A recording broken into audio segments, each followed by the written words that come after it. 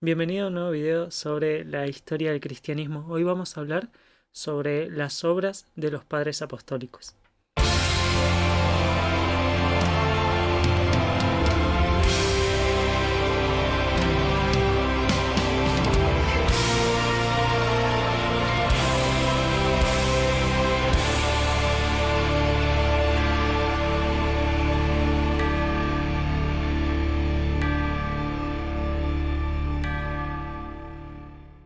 Mate, torta frita, historia de la iglesia.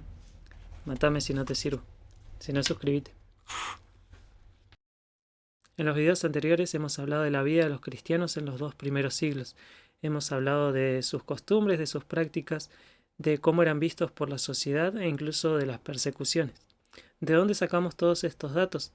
En parte de la historia secular y en parte a las obras de los padres apostólicos.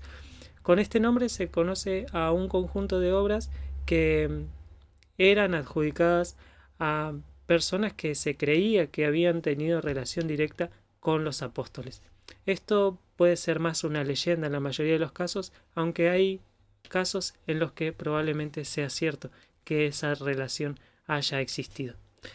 El título de padres apostólicos se le dio recién en el siglo XVII y en principio se consideraba 5 grupos de obras y luego se agregaron otras obras hasta llegar al conjunto de 8 obras que son los que componen actualmente la denominación obra de los padres apostólicos. En estas obras encontramos distintos tipos de literatura. Encontramos cartas, encontramos tratados teológicos, apologías e incluso manuales de conducta y también resúmenes de visiones y profecías. Vamos a analizar un poco estos escritos. Es importante aclarar, antes de empezar a desarrollar estas obras, que estamos hablando de escritos de personas que vivieron en la época inmediatamente posterior a la época de los apóstoles del Nuevo Testamento. Cuando analizamos sus escritos, no estamos analizando literatura inspirada, no estamos analizando palabra de Dios, no lo analizamos como un texto bíblico, ni le damos un valor canónico, sino que las estudiamos porque nos aportan mucho valor histórico para saber cómo era la vida de los primeros cristianos, cómo era el contexto social en el que vivían y porque también vemos cómo se empezó a desarrollar el pensamiento cristiano en esos primeros siglos. El primero de estos personajes a analizar es Clemente de Roma, un personaje muy famoso alrededor del cual se han formulado distintas teorías. Una de ellas dice que Clemente fundó junto a Pablo la iglesia en Filipos, que fue colaborador de Pablo en ese lugar. Otros lo identifican con Flavio Clemente, que fue asesinado por su pariente Domiciano, emperador romano, allá por el año 95, y que esa ejecución se dio justamente porque era cristiano.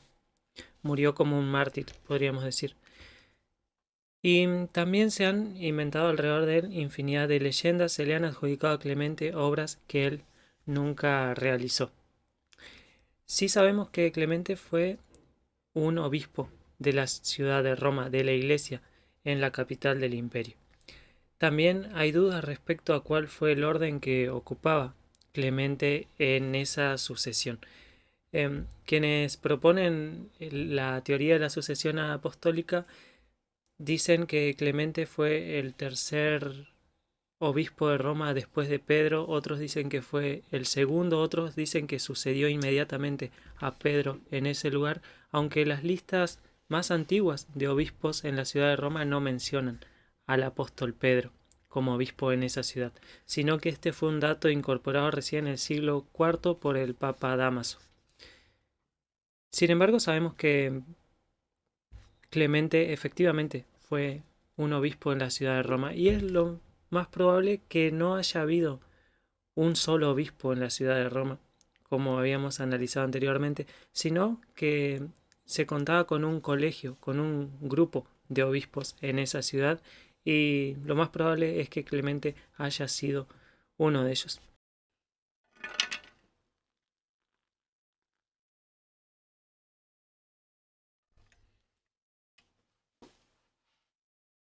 Como obra de mano de Clemente que llega hasta nosotros, tenemos una carta a la iglesia de Corinto. Aunque no se duda de la autoría de Clemente, lo cierto es que la carta misma no se presenta como una carta de Clemente a la iglesia de Corinto, sino como una carta de la iglesia de Dios que es forastera en la ciudad de Roma a la iglesia de Dios que es forastera en la ciudad de Corinto. Es decir, que se presenta como una correspondencia entre iglesias y no como una correspondencia de Clemente a la iglesia en sí.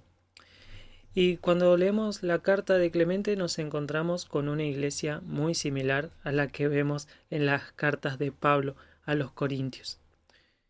Esto lo podemos notar en un párrafo muy contundente de esta carta. Dice: es vergonzoso, queridos hermanos, sí, francamente vergonzoso e indigno en vuestra conducta en Cristo, que se diga que la misma iglesia antigua y firme de los Corintios, por causa de una o dos personas, hace una sedición contra sus presbíteros. Y este informe no solo nos ha llegado a nosotros, sino también a los que difieren de nosotros, de modo que acumuláis blasfemias sobre el nombre del Señor por causa de vuestra locura, además de crear peligro para vosotros mismos. Vemos que el motivo de la carta es amonestar a los creyentes en Corinto por las divisiones que se estaban creando en esa iglesia. Divisiones que, como hemos visto, ya eran notorias en la época del Nuevo Testamento. Al parecer, por breve tiempo, la iglesia en Corinto había arreglado esas diferencias, pero con el tiempo volvieron a surgir estas contiendas y estas divisiones que ensuciaban el testimonio, la imagen que la iglesia tenía hacia los gentiles. Como vemos, la carta ataca el foco del problema sin muchos rodeos, aunque gran parte de esa epístola se ocupa también en dar buenos ejemplos tomados del Antiguo Testamento sobre la humildad y la obediencia que deberían mostrar los corintios. También vemos en este escrito que se usan algunas fórmulas trinitarias y que la cristología, es decir, la enseñanza acerca de Cristo, nos lo muestra como un ser preexistente. Esto nos habla de cómo esos conceptos ya estaban fuertemente arraigados en la iglesia en esos primeros siglos. Como decíamos, alrededor de la figura de Clemente se crearon otras historias y se le adjudicaron muchas obras que no le pertenecen. Por ejemplo, se le ha intentado adjudicar una segunda carta a los Corintios, que es más un sermón que una carta, y también se le han adjudicado muchas otras obras que datan de el siglo IV recién y que son pseudoepígrafes, obras que se le adjudican a alguien famoso para intentar ganar prestigio.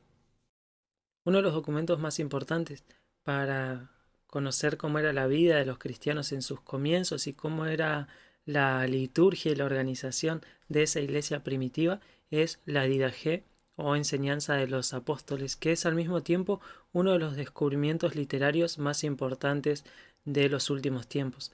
Fue descubierta recién en el año 1873 en una biblioteca de Constantinopla. Fue descubierta por un arzobispo. Y se desconoce a ciencia cierta cuál sea la fecha, aún se discute entre los eruditos. Algunos dicen que fue escrita incluso antes de la destrucción de Jerusalén en el año 70 y otros dicen que fue escrita cerca del siglo III. Lo más probable es que haya sido escrita entre finales del siglo I y en el siglo II aproximadamente. Y también lo más probable es que proceda de la zona de Siria o Palestina. Por la zona de donde proviene este documento, sabemos que estaba alejado de las corrientes de pensamiento más grandes que se encontraban hacia el occidente. Y la Didaché consta de 16 capítulos que podemos dividir en tres grandes secciones. La primera es el documento de los dos caminos, que parece haber sido un documento anterior, probablemente de origen esenio, y que se incluyó tanto en esta obra como en la carta de Bernabé que vamos a analizar más adelante. La segunda parte nos habla de la liturgia en la iglesia primitiva. Y en esto podemos notar instrucciones sobre la oración, sobre el ayuno, sobre el bautismo, sobre la cena del Señor, sobre el ágape que se realizaba en conjunto con esta celebración. Y en tercer lugar, vemos un manual de disciplina que nos habla principalmente de cómo actuar ante los falsos maestros y también sobre la elección de los diáconos y los obispos. Cuando termine de pasar la moto te sigo contando. La Didaché nos muestra cuán temprano en la historia del cristianismo un moralismo excesivo se fue convirtiendo en legalismo, ya que diferencia entre los cristianos verdaderos y los hipócritas solamente por el día en que esas personas ayunaban. O sea, no es que diferencia entre verdaderos e hipócritas por el hecho de si ayunaban o no ayunaban, sino por el día en que ayunaban. Pero más allá de eso también nos muestra datos importantes acerca de cómo eran las prácticas cristianas, cómo era la liturgia de ese cristianismo primitivo, al menos en esa zona. Nos muestra datos importantes acerca del bautismo y de la Cena del Señor, por ejemplo. En la Cena del Señor vemos que se habían introducido algunos elementos del judaísmo. Esto se explica por la zona de donde proviene el documento, y también en cuanto al bautismo nos muestra que la forma predominante de bautizar era por inmersión, aunque también se permitía hacerlo por infusión. También en cuanto a la jerarquía de la iglesia vemos un periodo de tensión en cuanto a la transición de esos ministerios carismáticos temporales y los ministerios permanentes de diáconos y obispos. Puse a calentar el agua mientras tanto.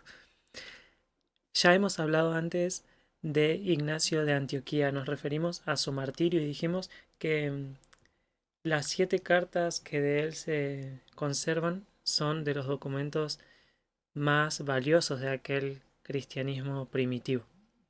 Ignacio era obispo de la ciudad de Antioquía y fue denunciado por ser cristiano. Al no negar su fe, fue condenado al martirio, pero no en Antioquía, sino en la ciudad de Roma, a fin de servir como espectáculo del que eran parte los cristianos cuando eran ejecutados.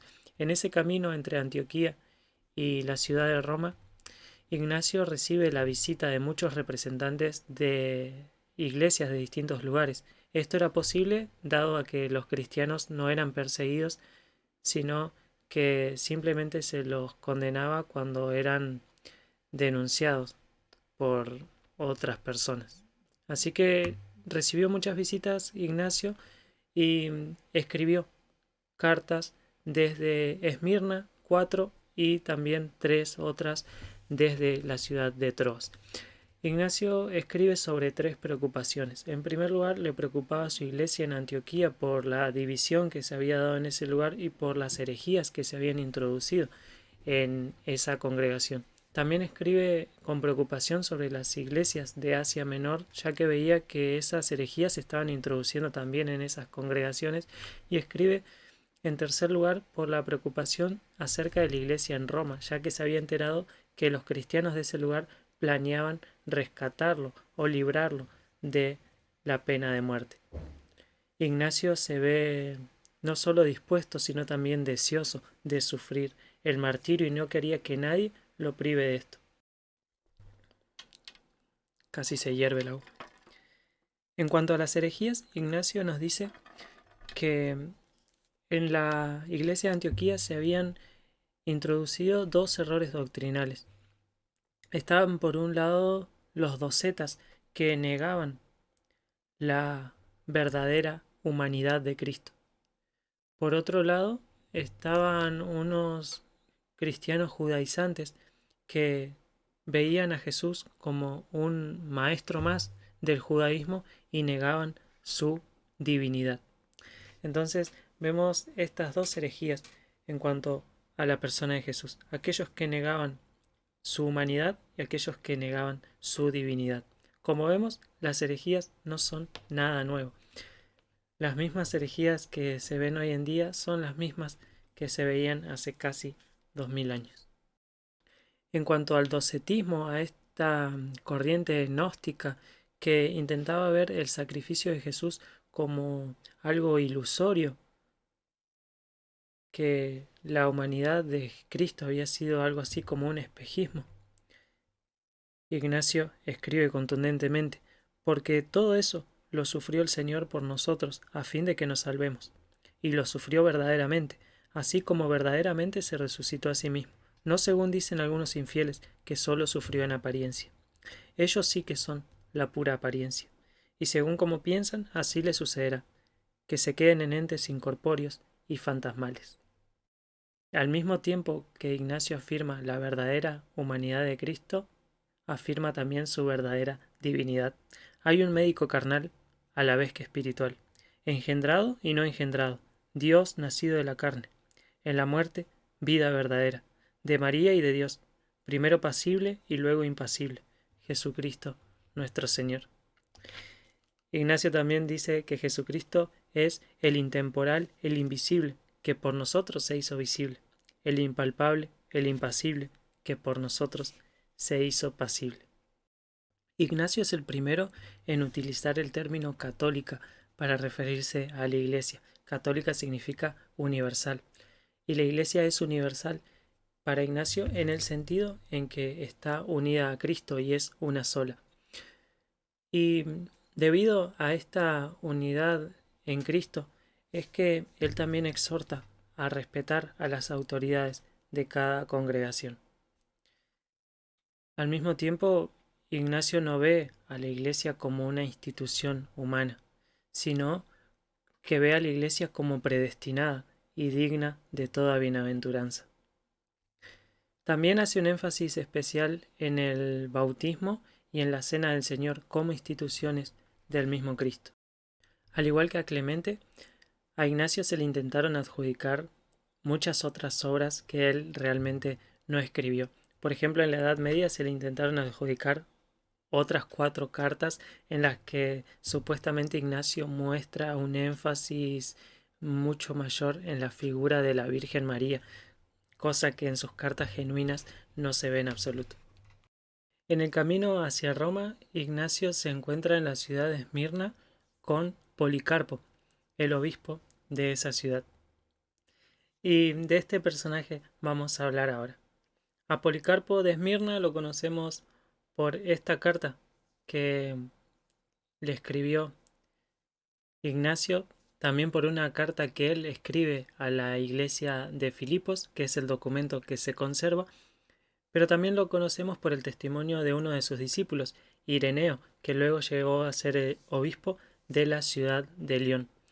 Y también lo conocemos por una carta de la misma iglesia de Esmirna en la que se relata su martirio.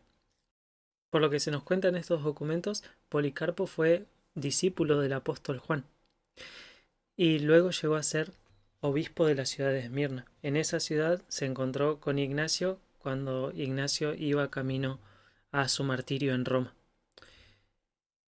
Policarpo también viajó a la ciudad de Roma en el año 155 para encontrarse con Aniceto en épocas de la controversia acerca de la fecha de celebración de la Pascua, de lo que hablaremos en otro momento.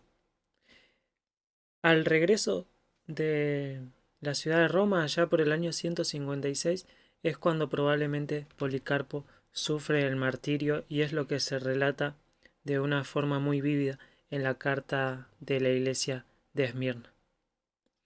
En la carta que se conserva de mano de Policarpo hacia la iglesia en Filipo se muestra una teología juanina también similar a la que mostraba Ignacio de Antioquía. Policarpo no es el único discípulo del apóstol Juan del que tenemos noticias, sino que también conocemos de uno llamado Papías, que llegó a ser obispo de la iglesia en Hierápolis. Papías se dedicó a coleccionar historias y relatos acerca de la vida de Jesús y los compiló en una obra de 5 tomos que se llamaba Explicaciones sobre las sentencias del Señor. Lastimosamente de esta obra solo quedan algunos fragmentos. En estas obras, Papías nos brinda datos importantes acerca de la paternidad del primer y segundo evangelio, así como también es utilizado en cuanto a la discusión de que existían dos Juanes. No voy a caer en el mismo chiste fácil. Juan el apóstol y Juan el maestro de la ciudad de Éfeso. También es tanto atacado como defendido Papías por su postura escatológica milenarista. Hay un documento que algunos adoptaron como parte del Nuevo Testamento por un tiempo, que es la epístola de Bernabé. Y se intentaba adjudicarla a justamente el compañero del apóstol Pablo. Aunque lo cierto es que fue escrita cerca del año 135 recién en la ciudad de Alejandría.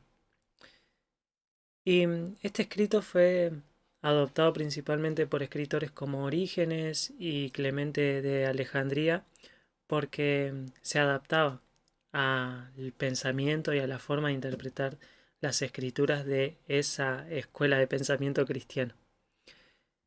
La carta de Bernabé se caracteriza por una interpretación alegórica del Antiguo Testamento, que fue lo que predominó en la zona de Alejandría, como veremos más adelante. Aunque no niega del todo la verdad histórica del Antiguo Testamento, ya que también se ven indicios de la interpretación tipológica en la epístola de Bernabé.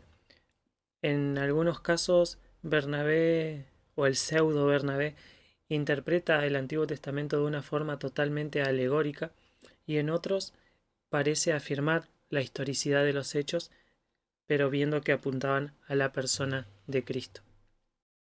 Entonces vemos que el propósito principal de la epístola de Bernabé era explicar la relación entre el Antiguo Testamento y el cristianismo, como así también mostrar la preexistencia de Cristo. Esa era una primera parte doctrinal. La segunda parte de la carta es una parte más práctica y es el mismo documento de los dos caminos que formaba parte de la Didache. La epístola de Bernabé no está incluida en el Nuevo Testamento porque no es inspirada por Dios y no fue escrita justamente por el Bernabé al que se le intenta adjudicar. Esta carta fue escrita mucho tiempo después de la época de los apóstoles. Cuando fue escrita, Bernabé ya estaba más que muerto. Esta obra se trata de un pseudoepígrafe, de una obra que se intenta adjudicar a un autor famoso a fin de ganar credibilidad. Es como que yo escriba un libro y le ponga el nombre de Jorge Luis Borges para que alguien lo lea, porque si lo escribo yo no lo va a leer nadie. Entonces no leemos este tipo de documentos como literatura inspirada, como palabra de Dios, pero sí nos aporta datos históricos acerca de cómo en esos primeros siglos se fue desarrollando el pensamiento cristiano y cómo se fueron desarrollando también métodos de interpretación. Vemos, por ejemplo, que en la época del siglo II, en la región de Alejandría, se fue desarrollando este método de interpretación alegórica que sería muy representativo de esa zona en los años siguientes. La obra más extensa de este conjunto es El Pastor de Hermas. Hermas parece haber sido un personaje histórico real, aunque no se sabe si este documento fue escrito por él solo durante un largo periodo de tiempo o si fue obra de varios autores o si fueron obras de él mismo que luego un autor posterior recopiló y añadió material. La preocupación principal de Hermas era la falta de disciplina en la iglesia, la falta de celo en el pueblo cristiano. Y se enfrenta a ciertas dudas, sobre todo luego de la persecución sufrida por los cristianos. ¿Qué se debía hacer con aquellos cristianos que habían caído en la apostasía, que habían negado creer en Cristo ante la persecución, pero luego se habían arrepentido. ¿Se debían considerar como almas perdidas definitivamente o se los debía perdonar? Y si se los perdonaba, ¿qué garantía había de que no volvieran a apostatar de la fe? Ante todas estas dudas se enfrenta Hermas y estas dudas se abarcan en 5 visiones, 12 mandamientos y 10 parábolas que se registran en esta obra. En esta obra, en la que abunda el lenguaje figurado, el autor nos muestra al cristianismo como una serie de preceptos a seguir y nos muestra eso como un atisbo de lo que luego sería la doctrina de la penitencia, el sistema de penitencias que se desarrolló en la iglesia de Roma años después. Y también nos muestra algunos rasgos de adopcionismo. El adopcionismo es una herejía en torno a la doctrina bíblica de la Trinidad. Si quieres saber más sobre eso, te dejo el videito por acá arriba. Hay muchos otros escritos de esos primeros siglos de dudosa procedencia, de dudosa autoría y de dudosa fecha, que por lo general se trata de pseudoepígrafes que abundaban en esa época. Estos escritos que se adjudicaban a alguien famoso con el fin de ganar credibilidad. La mayoría de estos escritos se escribían como obras judías previas al nacimiento de Jesús que anunciaban ese nacimiento. Por ejemplo, tenemos la ascensión de Isaías, el segundo libro de Enoc, tenemos también la oración de José o el testamento de los 12 patriarcas. Y también hay otros escritos que eran verdaderamente judíos, pero a los que se le hicieron interpolaciones cristianas, es decir, se agregaron fragmentos cristianos para armonizar esos libros al cristianismo, como es por ejemplo el caso de los oráculos sibilinos. También abundaba en esa época la escritura apócrifa, es decir, aquellos libros que se escribían con el fin de ser considerados como inspirados. Entre ellos tenemos el Evangelio de Pedro y el Apocalipsis de Pedro, que fueron escritos a finales del siglo I en la región de Siria. También tenemos el Evangelio según los hebreos hacia finales del siglo II. Y también de esa misma época, pero en la región de Asia Menor, la epístola de los 12 apóstoles. Si bien, repito, estas obras no son inspiradas por Dios, no las podemos tomar como palabra de Dios, ni debemos seguir a rajatabla cada uno de los conceptos que arrojan. Sí nos sirven en cuanto a su valor histórico, nos aportan muchos datos del pensamiento cristiano, de esa primera generación posterior a la época de los apóstoles del Nuevo Testamento. Y en ese sentido podemos notar que empiezan a surgir 3 escuelas de pensamiento en las principales regiones en las que se desarrolló el cristianismo. Tenemos una escuela de pensamiento en la zona de Siria y Palestina, en la zona de Asia Menor. Tenemos también una segunda escuela de pensamiento en Alejandría y otra en la zona de Roma, en la capital del imperio. Con el tiempo vamos a ver cómo estas 3 escuelas de pensamientos se fueron desarrollando y también diferenciando más marcadamente entre sí. La escuela de pensamiento de la zona de Siria y Asia Menor tiene una teología marcadamente juanina y es la que encontramos en los escritos de Ignacio de Antioquía, de Policarpo de Esmirna y también en Papías de Hierápolis. Esa escuela de pensamiento no ve al cristianismo como una serie de preceptos a cumplir, sino como la unión con Cristo, como vemos muy detalladamente en los escritos del apóstol Juan. Esa unión con Cristo es la que nos hace salvos y la que nos garantiza la inmortalidad. También vemos que esa corriente de pensamiento fue con el tiempo influenciada por 3 factores externos. En primer lugar, por el judaísmo, por el gnosticismo y también por las cuestiones de misterio. Esto lo podemos ver en la importancia que se le daba a la Eucaristía como ese acto de unión con Cristo. Vemos una cuota de misterio en aquellos primeros escritos. También notamos que el gnosticismo influenció, pero de una forma negativa, ya que obligó a esos primeros cristianos a hacer énfasis en la realidad de la encarnación de Jesús. En cuanto al judaísmo, el que influenció a esa escuela de pensamiento no fue el judaísmo de los fariseos, sino el judaísmo de los esenios. En contraste, la corriente de pensamiento que se va formando en Roma y que vemos en los escritos de Clemente y también en el Pastor de Hermas, nos muestra no al cristianismo como algo místico, sino como algo más bien práctico. El cristianismo se muestra como una segunda ley.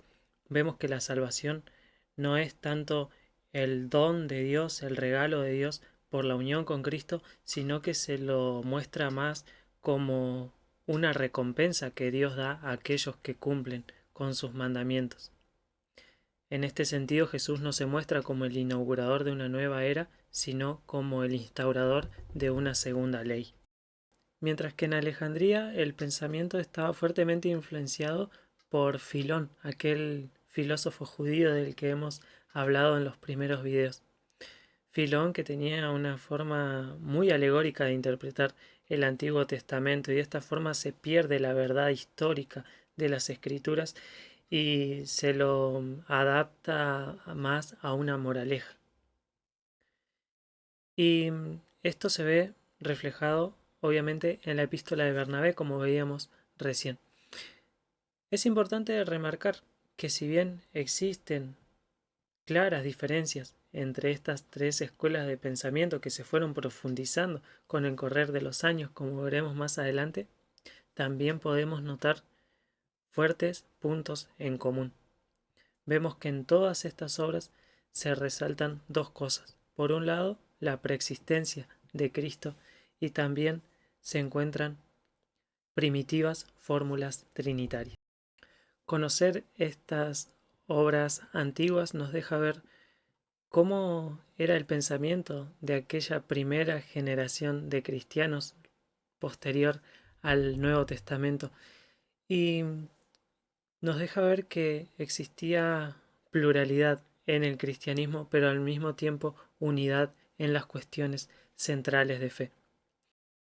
Espero que el video te haya gustado, si es así, demostrarlo con un dedo arriba y déjame también tus comentarios, compartirlo con alguien más a quien le pueda interesar y suscríbete al canal, mirá el contenido acerca de teología sistemática, panorama de la Biblia, interpretación de la Biblia y demás.